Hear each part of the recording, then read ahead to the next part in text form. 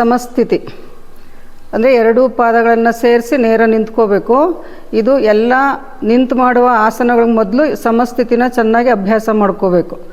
ಇದು ನಮ್ಮ ಬಿಲ್ಡಿಂಗಿಗೆ ಫೌಂಡೇಶನ್ ಹೇಗೋ ಹಾಗೆ ನಾವು ಆಸನಗಳು ಮಾಡೋದಕ್ಕೆ ಮತ್ತು ನಮ್ಮ ಶರೀರಕ್ಕೆ ತಾಡಾಸನ ಅಥವಾ ಸಮಸ್ಥಿತಿ ಚೆನ್ನಾಗಿ ಮಾಡೋದ್ರಿಂದ ಶಕ್ತಿ ಬರುತ್ತೆ ಕಾಲುಗಳಿಗೆಲ್ಲನ. ಎಲ್ಲ ಆಸನಗಳು ಈಸಿ ಆಗುತ್ತೆ ಇದು ಮಾಡೋದ್ರಿಂದ. ಈಗ ಹೇಗೆ ಮಾಡೋದು ಅಂತ ನೋಡೋಣ. ಸಮಸ್ಥಿತಿ, ಪಾದಗಳನ್ನು ಸರಿಯಾಗಿ ಸೇರಿಸಿ ನಿಂತ್ಕೊಳ್ಳಿ. ಪಾದದ ಹೆಬ್ಬೆರಳು ಸೇರಿರಬೇಕು. ಮತ್ತು ಇಲ್ಲಿ ನಿಂತ್ಕೊಳ್ಳೋಕೆ ಮುಂಚೆ ಪಾದಗಳನ್ನು ಸ್ವಲ್ಪ ಪಾದದ ಬೆರಳನ್ನು ಲಿಫ್ಟ್ ಮಾಡ್ಕೊಳ್ಳಿ. ಎಲ್ಲರೂ ಪಾದದ ಬೆರಳನ್ನು ಲಿಫ್ಟ್ ಮಾಡಿ ಸ್ಪ್ರೆಡ್ ಮಾಡಿ ಚೆನ್ನಾಗಿ. ಆಗ ನೋಡಿ ಕಾಲುಗಳಿನ್ನೂ ಚೆನ್ನಾಗಿ ನೇರ ಆಗುತ್ತೆ. ಹಾಗೇ ನಿಂತ್ಕೊಂಡಾಗ ಪಾದದ ಬೆರಳು ಒಳಗೆ ಫೋಲ್ಡ್ ಆಗಿರುತ್ತೆ. ಒಳಗೆ ಫೋಲ್ಡ್ ಆಗಿದ್ದಾಗ ನಿಮಗೆ ಕಾಲುಗಳು ಚೆನ್ನಾಗಿ ಸ್ಟ್ರೆಚ್ ಆಗೋದಿಲ್ಲ. ಪಾದದ ಬೆರಳು ಸ್ಪ್ರೆಡ್ ಮಾಡಿ. ಇವಾಗ ಕಾಲು ಬೆರಳು ಲಿಫ್ಟ್ ಮಾಡಿದಿರಲ್ಲ, ಈಗ ಸ್ಪ್ರೆಡ್ ಮಾಡಿ. ಈಗ ಗಮನಿಸಿ ಹೇಗೆ ನೇರ ಆಗಿದೆ ಕಾಲುಗಳಂತೇಳಿ. ಕೈಗಳು ನೇರ ಎಳಿತಾ ಇರಿ, ಮುಖ ಶಾಂತವಾಗಿರಲಿ.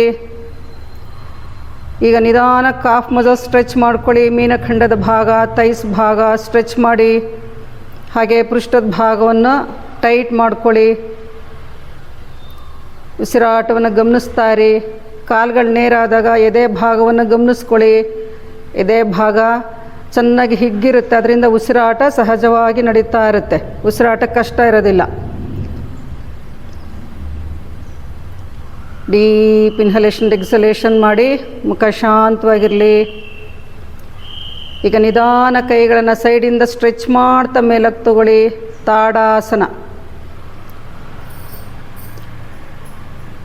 ಉಸಿರನ್ನು ತೊಗೊಂಡು ಉಸಿರನ್ನು ಬಿಡ್ತಾ ನಿಧಾನ ಕೈಗಳನ್ನು ಮೇಲಕ್ಕೆ ತಗೊಳ್ಳಿ. ಭುಜಗಳ ಲೈನಲ್ಲಿ ಎಳ್ಕೊಳ್ಳಿ. ಮೊದಲು ಕೈನ ಕಿರುಬೆರಳನ್ನು ಒಳಗೆ ಟರ್ನ್ ಮಾಡ್ಕೊಳ್ಳಿ. ಭುಜಗಳ ಲೈನಲ್ಲಿ ಎಳಿತಾ ಇರಬೇಕು. ಕೈಗಳನ್ನು ಬಿಡಿಸಿ ಎಳ್ಕೊಳ್ಳಿ. ಮೊದಲು ಸೈಡ್ ರಿಪ್ಸ್ ಎಲ್ಲ ಚೆನ್ನಾಗಿ ಸ್ಟ್ರೆಚ್ ಆಗ್ತಾ ಇರಲಿ. ಈಗ ಹಸ್ತಗಳನ್ನು ಸೇರಿಸಿ. ಅರ್ಜೆಂಟ್ ಮಾಡಬೇಡಿ. ಮುಂಚೆನೇ ಹಸ್ತಗಳನ್ನು ಸೇರಿಸ್ಬಿಟ್ಟಿದ್ರಿ ಅಲ್ವಾ? ನಿಮ್ಗೆ ಅಭ್ಯಾಸ ಇದೆ, ಸೇರಿಸ್ಬಿಟ್ಟಿದ್ದೀರ ತಾಡಾಸನ ಅಂದಾಗ. ಸ್ಟೆಪ್ ಬೈ ಸ್ಟೆಪ್ ಮಾಡಬೇಕಲ್ವ, ಮನೇಲಿ ಮಾಡ್ಕೊಳ್ಳೋರು ನೋಡ್ಕೊಂಡು ಮಾಡಬೇಕಲ್ವ. ಅದರಿಂದ ಕೈ ಒಂದು ಸಲ ಬಿಡಿಸಿ ಹಸ್ತಗಳನ್ನು ಒಂದಕ್ಕೊಂದು ನೋಡ್ತಾ ಇರಲಿ. ಕೈ ಬೆರಳಿನ ತುದಿಗಳನ್ನು ಮೇಲಕ್ಕೆ ಸ್ಟ್ರೆಚ್ ಮಾಡ್ತಾ ಇರಿ. ಭುಜಗಳ ಲೈನಲ್ಲಿ ಕೈನ ಕಿರುಬೆರಳನ್ನು ಒಳಗೆ ಟರ್ನ್ ಮಾಡ್ಕೊಳ್ಳಿ. ಈಗ ಹಸ್ತಗಳನ್ನು ಸೇರಿಸಿ ಕೈನ ಕಿರುಬೆರಳು ಲೈನನ್ನು ಒತ್ತಿ. ಆಗ ಚೆನ್ನಾಗಿ ರಿಬ್ಸ್ ಭಾಗ ಸ್ಟ್ರೆಚ್ ಆಗುತ್ತೆ. ಉಸಿರಾಟವನ್ನು ಗಮನಿಸ್ತಾ ಇರಿ. ಈಗ ಇನ್ನೂ ಚೆನ್ನಾಗಿ ಎಳಿಬೇಕು. ಪಕ್ಕೆ ಭಾಗ ಅಂದರೆ ಕೈ ಬೆರಳು ಲಾಕ್ ಮಾಡಿ ಎಳ್ಕೊಳ್ಳಿ. ಬ್ರೀದ್ ಇನ್ ಆ್ಯಂಡ್ ಬ್ರೀದ್ ಔಟ್. ಉಸಿರಾಟವನ್ನು ಗಮನಿಸ್ತಾ ಇರಿ. ಮುಖ ಶಾಂತವಾಗಿರಲಿ. ಕೈನ ಹೆಬ್ಬೆರಳನ್ನು ಸೇರಿಸಿ ಎಳ್ಕೊಳ್ಳಿ.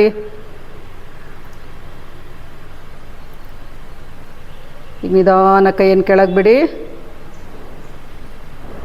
ಪಾದಗಳು ಸ್ವಲ್ಪ ದೂರ ಮಾಡ್ಕೊಳ್ಳಿ. ರಿಲ್ಯಾಕ್ಸ್ ಮಾಡಿ. ಈಗ ಸಮಸ್ಥಿತಿನಲ್ಲೇ ನಿಂತ್ಕೊಂಡು ಆ್ಯಂಕಲ್ ಸ್ಟ್ರೆಚ್ ಮಾಡೋಣ. ಇದು ಮಾಡೋದ್ರಿಂದ ಕಾಫ್ ಮಸಲ್ಸ್ ಪೇಯ್ನ್ ಇರುತ್ತಲ್ಲ ಅದು ಕಡಿಮೆ ಆಗುತ್ತೆ. ಮತ್ತು ಆ್ಯಂಕಲ್ ಪೇಯ್ನು, ಹೀಲ್ಸ್ ಪೇಯ್ನ್ ಇರುತ್ತಲ್ಲ ಅದು ಕಡಿಮೆ ಆಗುತ್ತೆ. ಕಾಲುಗಳಿಗೆ ಚೆನ್ನಾಗಿ ಶಕ್ತಿ ಬರುತ್ತೆ. ಸಿಂಪಲ್ ಆಸನನೇ ಇದು. ಈಗ ಕೈಗಳನ್ನು ಸೊಂಟದ ಮೇಲೆ ಇಟ್ಕೊಳ್ಳಿ. ಮೊದಲು ಸೊಂಟದ ಮೇಲೆ ಇಟ್ಕೊಳ್ಳಿ. ಎಲ್ಲರೂ ಸೊಂಟ ಅಂದರೆ ಪೂರ್ತಿ ಮೇಲಕ್ಕೆ ಇಟ್ಕೊಬೇಡಿ. ಭುಜ ಲಿಫ್ಟ್ ಆಗುತ್ತೆ. ಸ್ವಲ್ಪ ಕೆಳಗೆ ಇಟ್ಕೊಳ್ಳಿ.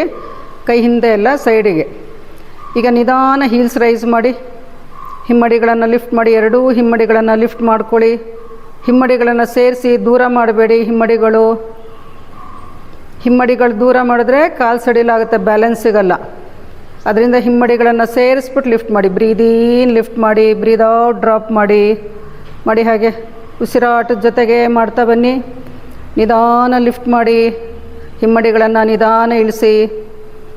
ಯಾರಿಗೆ ಕಷ್ಟ ಆಗುತ್ತೆ ಅವ್ರ ಕಾಲು ಸ್ವಲ್ಪ ದೂರ ಮಾಡ್ಕೊಳ್ಳಿ. ಒಂದು 5-6 ಇಂಚ್ ದೂರ ಇಟ್ಕೊಂಡು ಮಾಡಿ. ಪಾದದ ಕಿರು ಬೆರಳು ಹೆಬ್ಬೆರಳೆಲ್ಲ ಒತ್ತಿ ಮುಮ್ಮಡಿ ಭಾಗ ಒತ್ತಿಬಿಟ್ಟು ಕಾಲುಗಳನ್ನು ಹೀಲ್ಸ್ ಲಿಫ್ಟ್ ಮಾಡ್ಕೊಳ್ಳಿ. ಆಗ ಈಸಿ ಆಗುತ್ತೆ. ಉಸಿರಾಟದ ಕಡೆ ಗಮನ ಇರಲಿ.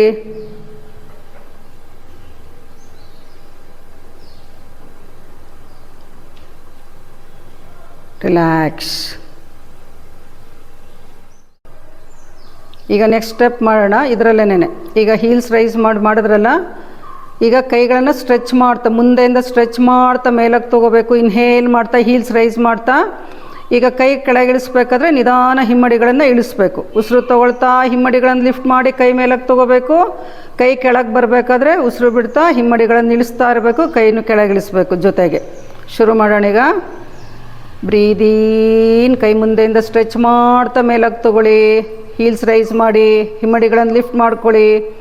ಈಗ ನಿಧಾನ ಹಿಮ್ಮಡಿಗಳನ್ನು ಇಳಿಸಿ, ಕೈ ನಿಧಾನ ಕೆಳಗಿಳಿಸಿ. ಎಕ್ಸೇಲ್ ಮಾಡ್ತಾ ಬನ್ನಿ. ಹಾಗೆ ಬ್ರೀದಿಂಗ್ ಎಕ್ಸಸೈಸ್ ಇದು. ಬ್ರೀದೀನ್, ಹೀಲ್ಸ್ ರೈಸ್ ಮಾಡಿ. ಬ್ರೀದ್ ಔಟ್, ಡ್ರಾಪ್ ಮಾಡಿ. ಹಿಮ್ಮಡಿಗಳನ್ನು ಆದಷ್ಟು ಸೇರ್ಸ್ ಮಾಡಿ, ಬ್ಯಾಲೆನ್ಸ್ ಸಿಗುತ್ತೆ. ಹಿಮ್ಮಡಿ ದೂರ ಆದರೆ ಬ್ಯಾಲೆನ್ಸ್ ಸಿಗೋದಿಲ್ಲ. ನಿಧಾನ ಮಾಡಿ, ಅರ್ಜೆಂಟ್ ಬೇಡ. ಉಸಿರಾಟವನ್ನು ಗಮನಿಸ್ತಾ ಮಾಡಿ, ಮೈಂಡ್ ರಿಲ್ಯಾಕ್ಸ್ ಆಗುತ್ತೆ.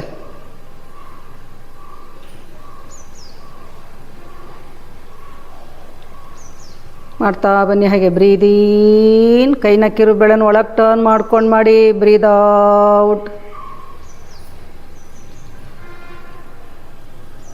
ರಿಲ್ಯಾಕ್ಸ್. ಇಷ್ಟೊತ್ತು ಮಾಡಿದ್ರಲ್ಲ ಹಿಮ್ಮಡಿಗಳನ್ನು ಲಿಫ್ಟ್ ಮಾಡೋದು, ಅದು ಕೆಲವ್ರಿಗೆ ಆಗಲ್ಲ. ಅಂದರೆ ಏಜ್ ಆದವ್ರಿಗೆ, ತುಂಬ ಮಂಡಿ ನೋವಿರೋರಿಗೆ ಬ್ಯಾಲೆನ್ಸ್ ಸಿಗೋದಿಲ್ಲ ಸೆಂಟ್ರಲ್ ಮಾಡೋದಕ್ಕೆ.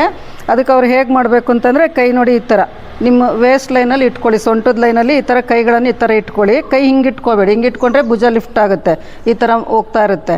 ಅದರಿಂದ ಕೈ ಈ ಥರ ಕೆಳಗಡೆಯಿಂದ ಹಿಡ್ಕೋಬೇಕು. ಹೀಗೆ ಹಿಡ್ಕೊಂಡು ಪಾದಗಳನ್ನು ಸೇರಿಸಿ, ಕಷ್ಟ ಆದರೆ ಕಾಲು ಸ್ವಲ್ಪ ಅಗಲ ಇಟ್ಕೊಂಡಿರ್ಬೇಕು. ಹೀಗೆ ನೋಡಿ, ಬ್ರೀದೀನ್, ಹೀಲ್ಸ್ ರೈಸ್ ಮಾಡಬೇಕು. ಹೀಗೆ ಬ್ರೀದ್ ಔಟ್, ಡ್ರಾಪ್ ಮಾಡಬೇಕು. ನಿಧಾನ ಮಾಡಬೇಕು. ಬ್ರೀದೀನ್, ಬ್ರೀದ್ ಔಟ್. ಹೀಗೆ ಉಸಿರು ತೊಗೊಳ್ತಾ ಹೀಗೆ ಲಿಫ್ಟ್ ಮಾಡಬೇಕು.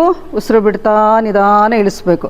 ಮಂಡಿ ನೋವು, ಹಿಮ್ಮಡಿ ನೋವು, ಕಾಫ್ ಮಸಲ್ಸ್ ಇದೆಲ್ಲ ಪೇಯ್ನ್ ಇರುತ್ತಲ್ಲ, ತೊಡೆಗಳ ಭಾಗದೆಲ್ಲ, ಅದೆಲ್ಲ ಕಡಿಮೆ ಆಗುತ್ತೆ ಇದನ್ನು ಸ್ಟ್ರೆಚ್ ಮಾಡಿ ಮಾಡೋದ್ರಿಂದ, ಈ ಥರ ಮಾಡೋದ್ರಿಂದ. ಹೀಗೆ ಈ ಥರ ಮಾಡ್ಕೊಳ್ಳಿ, ಮನೇಲಿ ಮಾಡ್ಕೊಳ್ಳೋರು ಏಜ್ ಆದವರು. ಈಗ ವೀರಾಸನ ಹೇಗೆ ಮಾಡೋದು ಅಂತ ನೋಡೋಣ.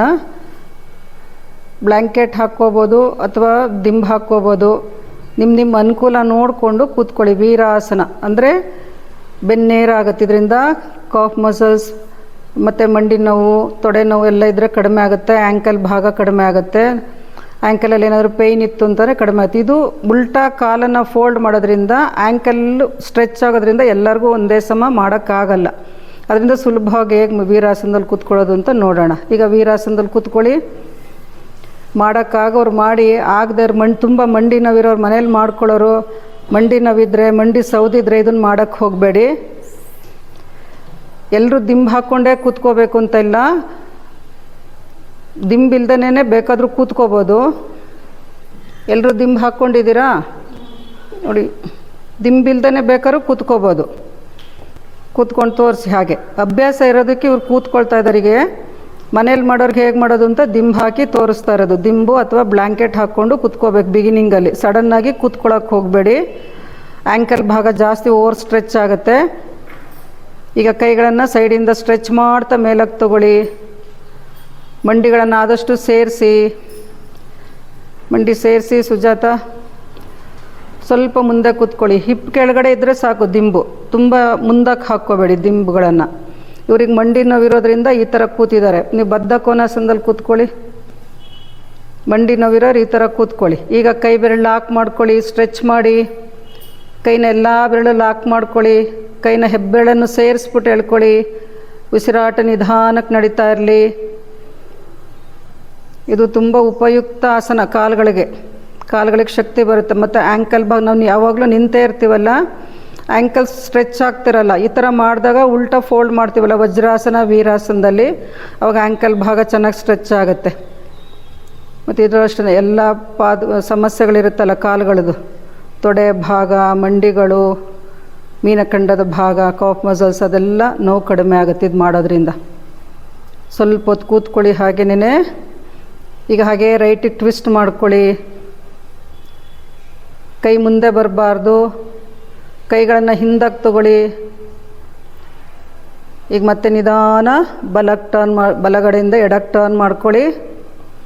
ಕೈ ಮುಂದೆ ಬರಬಾರ್ದು. ಆದಷ್ಟು ಹಿಂದಕ್ಕೆ ತಗೊಂಡು ಟ್ವಿಸ್ಟ್ ಮಾಡಿ. ಈ ಥರ ಮಾಡೋದ್ರಿಂದ ಅಲ್ಲಿ ಕೂತಿದ್ದೀರಲ್ಲ ವೀರಾಸನದಲ್ಲಿ, ಆಗ ಬೆನ್ನು ಗೂನಾಗಲ್ಲ, ಚೆನ್ನಾಗಿ ನೇರ ಇರುತ್ತೆ. ಟರ್ನ್ ಮಾಡೋಕ್ಕೆ ಈಸಿ ಆಗುತ್ತೆ. ಸೊಂಟದ ಭಾಗ ಎಲ್ಲ upper body complete turn ಮಾಡ್ತಾಯಿರಿ.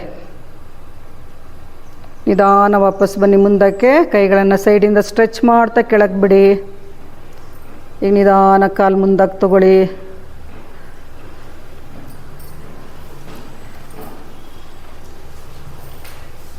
Relax ಮಾಡ್ಕೊಳ್ಳಿ. ಈಗ clockwise anticlockwise ಮಾಡ್ಕೊಳ್ಳಿ, ರಿಲ್ಯಾಕ್ಸ್ ಆಗುತ್ತೆ.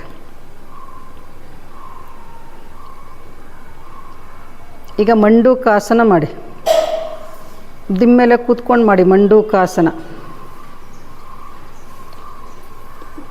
ದಿಮ್ಮೇಲೆ ಕೂತ್ಕೊಂಡಾಗ ಬಟಕ್ಸ್ ಜಾಸ್ತಿ ಲಿಫ್ಟ್ ಆಗಲ್ಲ. ಇದನ್ನು ಅಷ್ಟೇ ಮಂಡಿ ನೋವಿರೋರು ಮಾಡೋಕ್ಕೆ ಹೋಗಬೇಡಿ.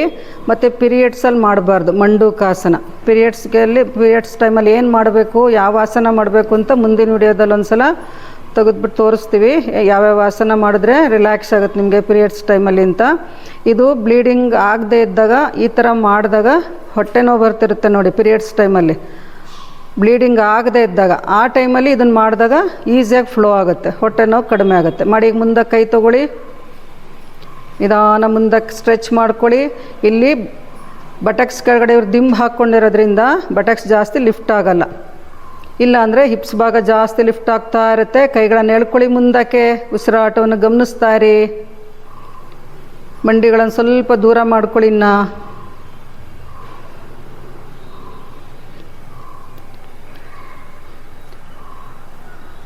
ನಿಧಾನ ಮೇಲಕ್ಕೆ ಬನ್ನಿ,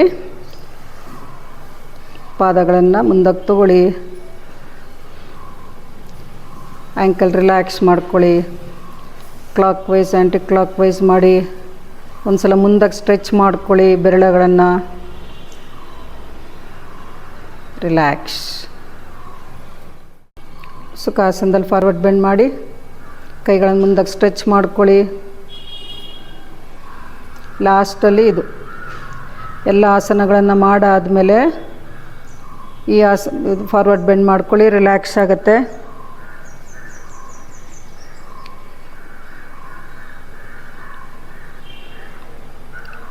ಇದರ ನಂತರ ಕಪಾಲಭಾತಿ, ಭಸ್ತ್ರಿಕಾ, ಶವಾಸನ ಮಾಡಿ ಪ್ರಾಣಾಯಾಮ ಮಾಡ್ಕೊಳ್ಳಿ.